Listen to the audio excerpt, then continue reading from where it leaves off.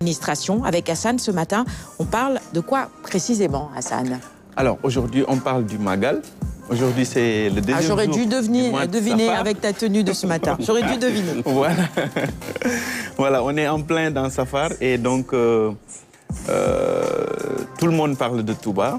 Et à Sénégal Numérique, on ne fait pas l'exception. Comme d'habitude, donc, on a fini d'installer notre dispositif sur place. Les travaux se poursuivent présentement et jeudi prochain, le directeur général de Sénégal Numérique, Cheikh Bakhoum, va faire sa visite de courtoisie au Khalife général des Mourides, comme d'habitude.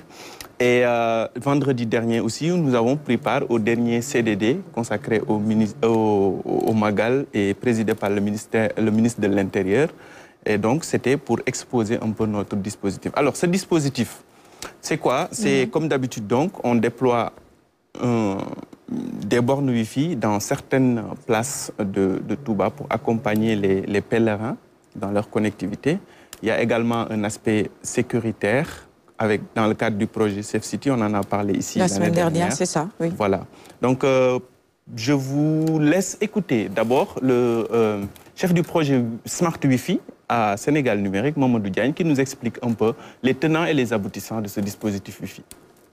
Ce grand événement étant très important pour Sénégal Numérique, depuis le temps de l'ADE, nous avons l'habitude de déployer une très grande infrastructure au niveau de Touba. Cela nous a permis aujourd'hui d'avoir une très forte affluence au niveau de nos bornes Wi-Fi, ce qui fait qu'aujourd'hui, notre Wi-Fi est très prisé par les pèlerins et cela aujourd'hui contribue à l'aspect RSE de Sénégal Numérique au niveau de Touba. Nous sommes dans des lieux comme la résidence du Khalife général, la résidence de Serigne Fallou, Daré Kamil. Nous sommes également dans les quartiers périphériques, notamment la résidence Serigne Abdou Karim, Héliport, Dianato Mahwa, entre autres.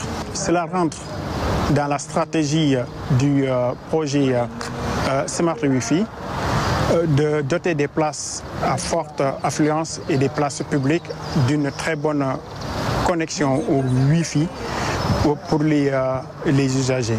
Dans la nouvelle stratégie de Sénégal Numérique, aujourd'hui nous sommes à l'assaut du marché. Nous proposons des offres adaptées à nos clients pour aujourd'hui la connectivité Wi-Fi avec des services innovants derrière. Alors des services innovants justement pour permettre aux pèlerins d'être ou en tout cas d'effectuer le Magal dans d'excellentes conditions. On sait qu'aujourd'hui Internet, être connecté en ligne, on ne peut plus s'en passer. Absolument, c'est même une question au-delà de la nécessité, c'est devenu quoi? Je vais rester sur nécessité alors. Parce que je cherche un mot beaucoup plus fort, je ne trouve pas. Vous avez trouvé vous? Obligation? Dépendance, voilà, nécessité, obligation, addiction même. Oui, on peut également évoquer tout cela. Et justement, pour accompagner les pèlerins Sénégal Numérique, et ça, cette année, vous allez faire plus?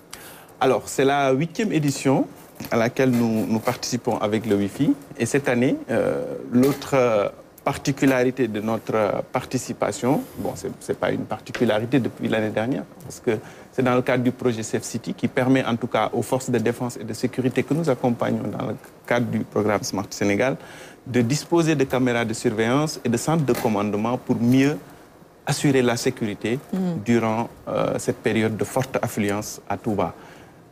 Concernant le dispositif Safe City, je vous laisse écouter un des membres de ce projet qui s'appelle Tiendele Kébé. Alors, avant de l'écouter, un petit commentaire en plateau justement sur Internet et ensuite Safe City. Je disais la semaine dernière, quand on parlait de ce programme qui permettait justement d'installer des caméras de surveillance un tout petit peu partout, on était un peu sceptique en se disant on va un peu violer notre intimité, on va se faire filmer de partout, c'est pas normal. Mais avec le temps, on s'est rendu compte qu'en fait, c'était un dispositif très important et qui permettait au contraire de nous protéger, justement, et de décourager peut-être certains larcins. Voilà, et surtout d'intervenir plus rapidement, parce que ces caméras ne sont pas installées dans l'intimité des gens, c'est dans des places publiques où on en a vraiment besoin, où personne n'est censé faire quelque chose de hors la loi.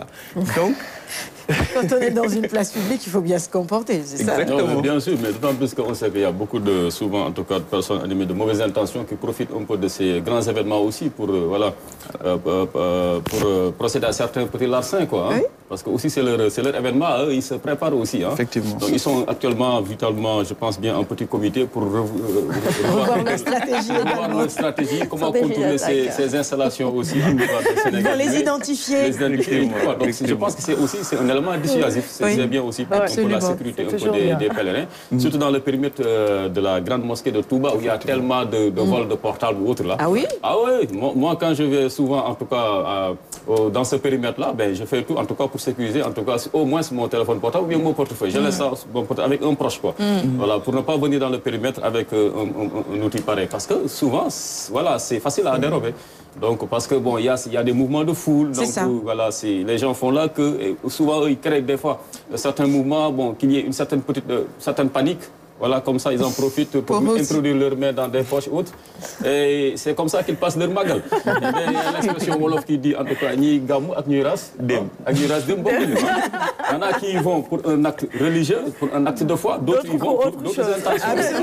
Absolument. Voilà, inavouable. Et c'est vrai, c'est vrai. Je pense que c'est cela le cas. Et souvent, donc, je pense que de telles installations, quand même, participent un peu à sécuriser les Absolument, absolument. C'est bien. Absolument. Je pense que notre chargé de production, Mor Ndiaye, on a une pensée pour toi ce matin, mon cher Mor. On espère te retrouver très vite dans l'équipe. On te souhaite une meilleure santé. Il a été victime de vol de téléphone portable à Touba, justement. Bon, parce que les équipes de la RTS sont également déployées sur place pour couvrir cet événement. Les caméras de surveillance sont toujours une excellente chose d'avoir des caméras de surveillance pour voir ce qui se passe. Parce que comme l'a dit Ali Badara, il y a des personnes qui sont là, pas pour faire le magal, mais pour autre chose. Et par rapport au Wi-Fi aussi, c'est un Wi-Fi ouvert. Oui. Moi, j'ai parfois... Le Wi-Fi, c'est vrai que c'est indispensable, etc. Mais pour moi, il y a des personnes qui ne devraient pas avoir du tout de Wi-Fi, ou bien s'ils l'ont de temps en temps, etc. Parce qu'il y a des personnes, comme on l'a dit, par rapport aux caméras de surveillance, il y a des personnes qui vont là-bas, le Wi-Fi, le téléphone, les réseaux sociaux, c'est uniquement pour montrer des choses qui ne nous intéressent pas, ou bien... toujours le mal, en fait. Toujours chercher la petite bête noire à montrer sur Facebook, etc. Les gens qui font le magal voilà, autrement. Qui n'ont pas du tout besoin de... Si c'est Nafissa Air Tendance qui dit ça, suivez mon regard. Tu parles de toutes ces dames qui finalement en font un événement et d'autres qui cherchent les problèmes par-ci, par-là, pour mettre sur le réseau, pour faire le buzz, etc. Donc je pense que... Par rapport à ça, moi, je ne suis pas trop pour le Wi-Fi. Malheureusement, il faut du tout pour faire un monde, mais... C'est ce qu'on disait ce matin sur le plateau. Mais comme vous le savez, hein, on peut avoir une urgence et parfois, avec l'affluence, les réseaux téléphoniques ne marchent pas toujours. C'est vrai. On n'a pas toujours de la connectivité et avoir un petit coin où on peut se connecter gratuitement pour envoyer un message ou faire quelque chose d'urgent, ça peut toujours aider. Et surtout que c'est dans des endroits où les gens ne restent pas éternellement. Ils sont juste de passage, donc tu restes 10-15 minutes pour te connecter, pour faire quelque chose d'utile. On espère. Sauf que quand on parle d'addiction, il y a des gens qui passent la journée là. Je pense qu'à Touba, il y a tellement de choses à faire entre les berndels, les ziars et autres, que personne ne va passer 24 heures devant une borne Wi-Fi pour se connecter. On va regarder le deuxième extrait parce que tu as évoqué les bons plats qui sont préparés également. Comment tu as dit? Les berndels? Les berndels. Il y a des gens qui y vont rien que pour ça. On va regarder le deuxième extrait qui nous parle justement de ces caméras de surveillance pour plus de sécurité dans la ville sainte de Touba. Le Sénégal numérique est toujours présent pour accompagner la communauté mouride, donc notamment sur le volet sécurité, donc en déployant un certain nombre de dispositifs pour les forces de défense et de sécurité.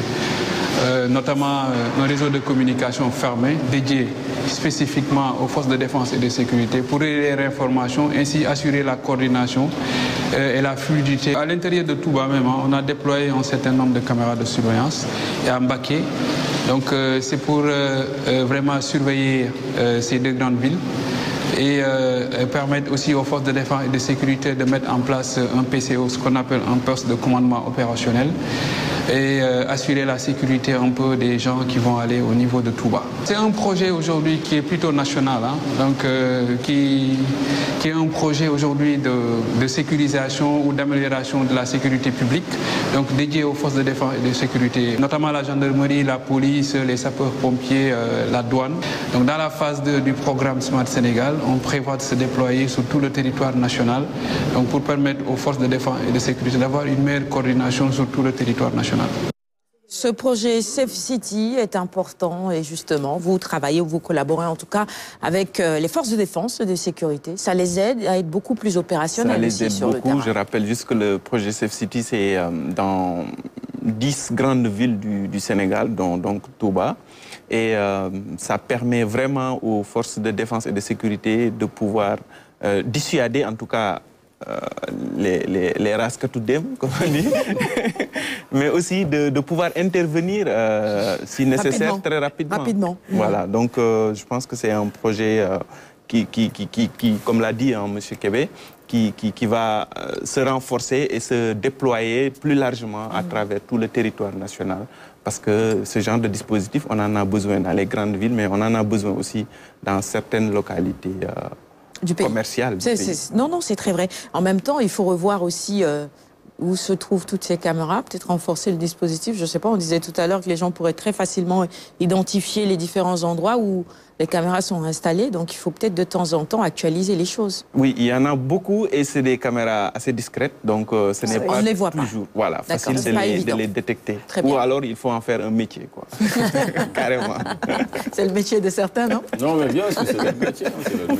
Il nous reste 1 minute. Je sais que la Croix-Rouge également sera déployée à Touba, bien évidemment. Vous travaillez avec eux en tant que CIC. La Croix-Rouge sénégalaise, comme d'habitude, je dirais, c'est une habitude. La Croix-Rouge sénégalaise se déploie à Touba pour aider en cas de besoin avec des premiers secours.